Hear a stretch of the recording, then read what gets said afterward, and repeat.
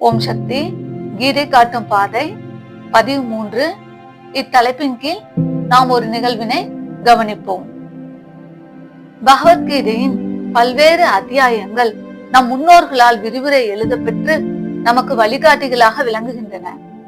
நோக்கம் நாம் நம் கவனத்தை இறைவன் பால் வைத்து பிரபஞ்சம் என்னும் மாயையிலிருந்து விடுபட வேண்டும் என்பதாகும். காலம் சுழன்று கொண்டே உள்ளது. நேற்று போல் இன்று இல்லை, இன்று போல் நாளை இருக்காது.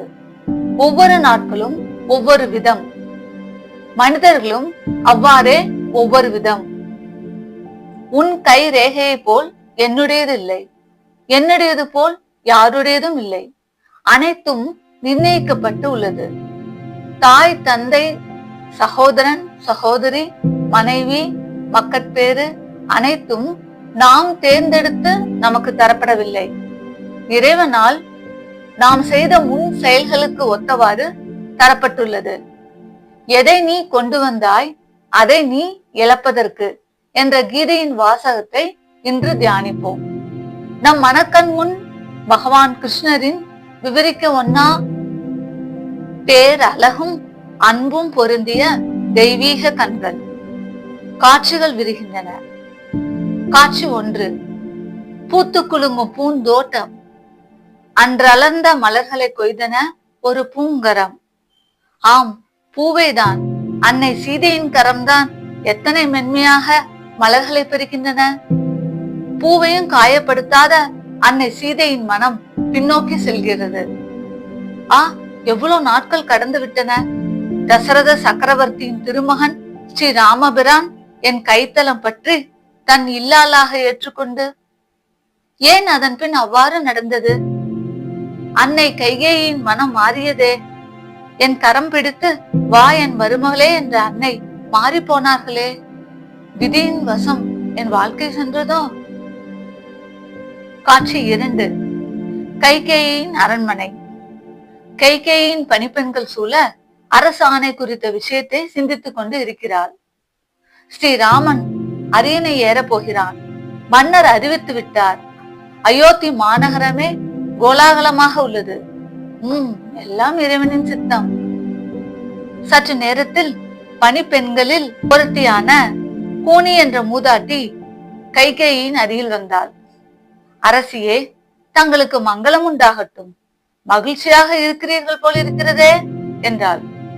கைகேயி, ஆம், அதில் என்ன உனக்கு சந்தேகம் என்றாள். அதற்கு கூனி, இனி எல்லா மதிப்பும் மரியாதைகளும் ஸ்ரீராமனை பெற்ற கோசலைக்குதான். தங்களுக்கு என்ன மதிப்பு வரப்போகிறது? பாவம் நீங்கள், பரதனா அரியணை ஏற போகிறான் என்றாள். கைகேயிக்கு துணுக்கென்றானது. விதியின் சரிதான் என்னே. பின்னோக்கி செல்வோம். காட்சி 1. அரசிலம் பாலகன் ஸ்ரீராமன் தன் சகோதரர்களோடு பந்து போன்ற மண்ணுரண்டைகளை எறிந்து விளையாடி கொண்டு இருந்தான். லட்சுமணன், பரதன், சத்ருகனன் மற்றும் பிற அரசிலம் குமாரர்கள் அனைவரோடும் விளையாடி கொண்டு இருந்தான். ஐயோ, வலிக்கிறதே! ஒரு மூதாட்டியின் கூக்குரல் பாலகன் ராமனை திரும்பி பார்க்க வைத்தது. அருகில் ஓடி சென்று, அன்னையே, அடிபட்டு விட்டதா? தாங்கள் வருவதை நான் காணவில்லையே. எங்கோ எறிந்த மண்ணுரண்டை தங்கள் முதுகில் பட்டுவிட்டதே, மன்னித்தருளுங்கள் என்றான்.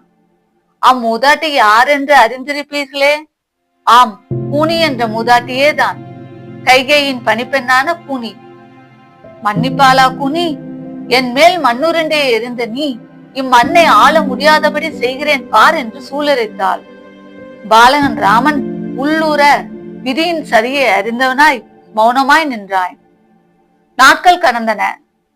இளைஞனாய், வீரம் பராக்கிரமம் பொருந்தியவனாய், அன்பும் பண்பும் பாசமும் உள்ளவனாய் ஸ்ரீராமன் தக்க வயதை அடைந்தான். அன்னை சீதையின் கைத்தலம் பற்றினான். ஜனக மகாராஜாவின் மருமகன், அயோத்தியின் மாமன்னன் என தசரதன் அறிவித்தான். இச்சூழ்நிலையில்தான் விதி தன் கைவரிசையை காட்டியது. கைகேயின் மனம் மூதாட்டி கூனியால் மாற்றப்பட்டது. அரசிலம் குமாரன் ஸ்ரீராமன் 14 ஆண்டுகள் காடாள வேண்டும் என்றாள் கைகேயி. தசரத சக்கரவர்த்தி முன் செய்த சத்தியம் விதிக்கு துணை நின்றது. தற்பொழுது நாம் கவனிப்போம். ஏற்கனவே வரையறுக்கப்பட்டுள்ள நிகழ்வுகள் அந்தந்த கால கட்டங்களில் பல்வேறு விதமான சூழ்நிலைகளை தனதாக்கி விதியின் மாய விளையாட்டு அன்றும் போல் இன்றும் கூட நடந்து கொண்டுதான் உள்ளது. விதியின் இச்சுழற்சியில் இருந்து மீள அவதார புருஷர்கள் கடைபிடித்தது என்ன? பொறுமை, உண்மை, சகிப்புத்தன்மை, தர்மமே வெல்லும் என்பதான நற்குணங்கள் அவர்களுடைய விதியின் சுழற்சியை மாற்றி அமைத்தன. பரதன் அரியணை ஏறினானா? இல்லையே. ஸ்ரீ ராமபிரானின் திருவடி அல்லவா அரியணை ஏறியது. ஆக கீதையின் வார்த்தைகளின் பொருளாக மேற்கண்ட காட்சிகளால் நாம் அனைத்திற்கும் மேலாக கண் மறைவாக பரம்பொருளாகிய பேருயிர் இயங்கிக் கொண்டிருப்பதையும் அனைத்தும் அப்பரம்பொருளின் மாய விளையாட்டு என்பதையும் பொருத்தி பார்த்து அறிந்து கொள்ளலாம். தொடர்ந்து கவனிப்போம். கவனித்து அறிந்து கொள்வதற்கு என் நன்றிகள். ஓம் சக்தி.